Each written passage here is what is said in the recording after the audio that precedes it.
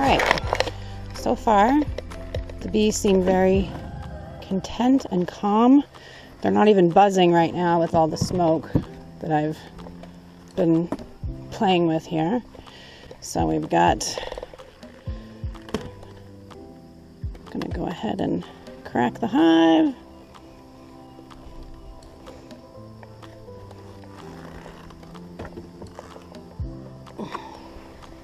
Okay, they're very quiet compared to the way they were last time, and also compared to the bees that we have down at the other apiary. All right, so I can already see that. Dude, you're freaking me out.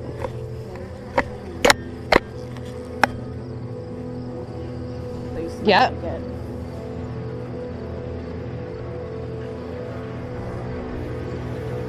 Dude, I'm gonna take the camera off, and I'm like mad about it. They really hate it.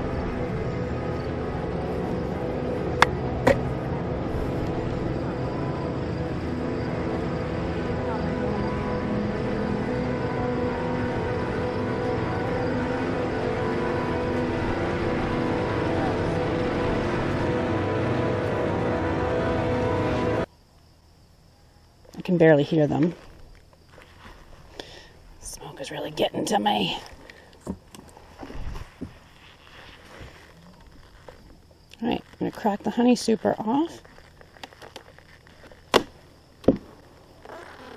And it's very light. There is no honey in this honey super, for sure.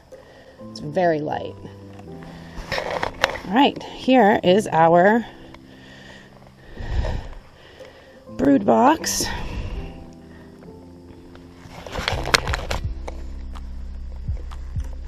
There's not as much propolis in this hive. They're being real sweet.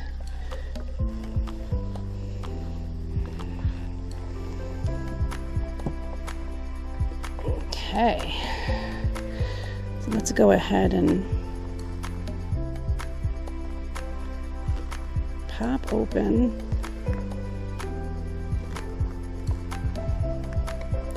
Now the difference between the hive at the other apiary and this one is that this one has a little capped honey in it, and that's awesome. Whoop. I shouldn't be knocking around as much as I am. So let's take, I'm not taking these frames out because there's nothing really on them.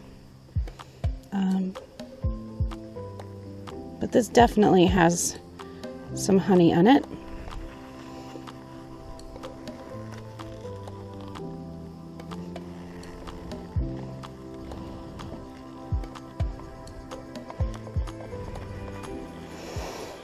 Okay, so this is a frame of capped honey, and let's see, I've got some more capped honey on this side. No brood yet.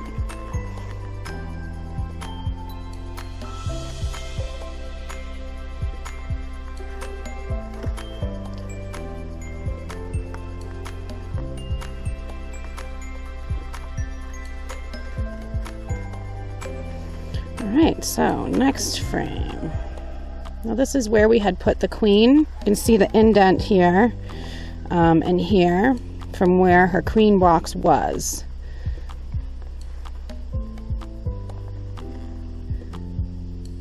The whole demeanor of this hive is making me think that the queen is definitely in here, because they are in a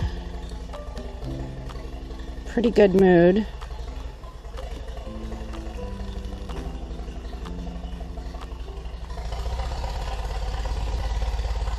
Okay, no brood. Oh, but the next side has brood, doesn't it? Nope. There's no brood here. But I do see some on the next frame.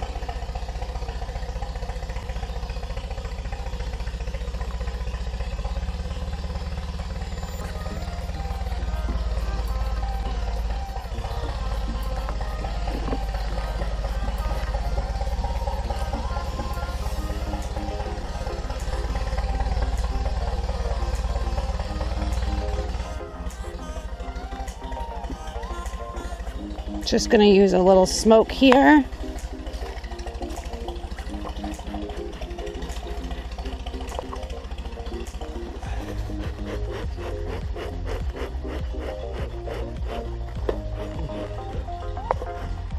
Remember, we don't want fire, we don't want hot smoke, we want a nice cool smoke. We don't want to burn anyone's wings off.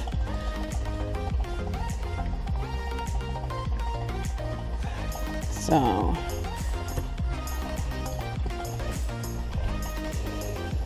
oh, this is such a pleasure right now because they're not being mean like they were, the other ones were being mean yesterday.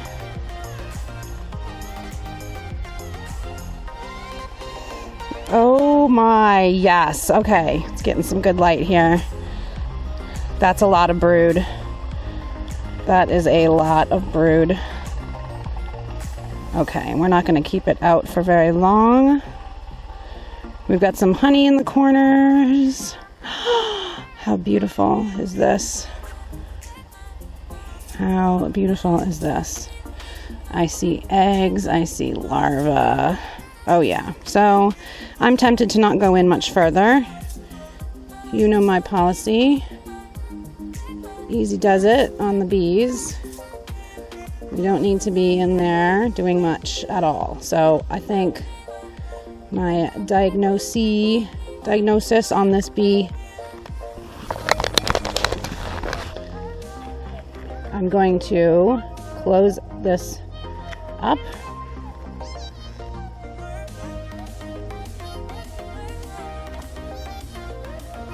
They're getting a little bit upset, so, and we're gonna slide all of these over together because that's easier.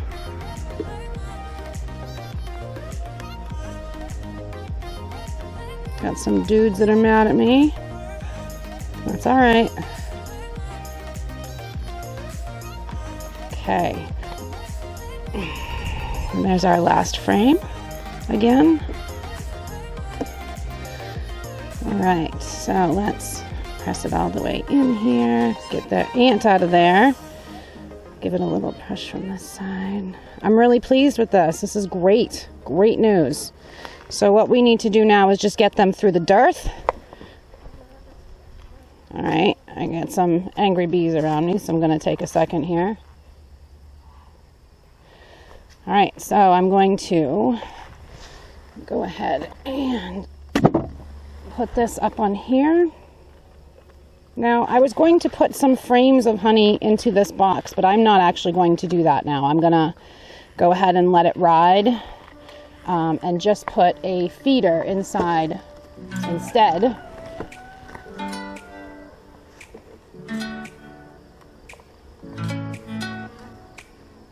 Alright, so really excellent. Really, really excellent. I'm really happy with these queens. Okay, so the way we feed the bees is I've made a little, it's like a mason jar cap, but it's actually a different size than a real mason jar. It doesn't work the same way. And put little holes in it. And this is a sugar water that I've made. It's 2-to-1 sugar to water. And this also has some lemongrass essential oil, spearmint essential oil. And that helps that the bees want that kind of stuff. They love lemongrass and spearmint. They're really attracted to it. In fact, you can catch swarms with those essential oils.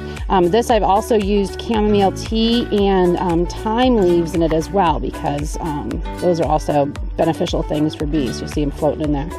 So we're going to go ahead and just put this upside down. And we place it right in the hole here, which does not fit.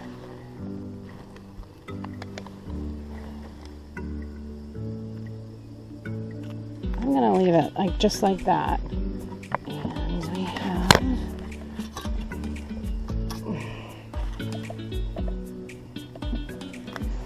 all right, so no other bees will be able to come in here and eat this except the bees in this particular hive.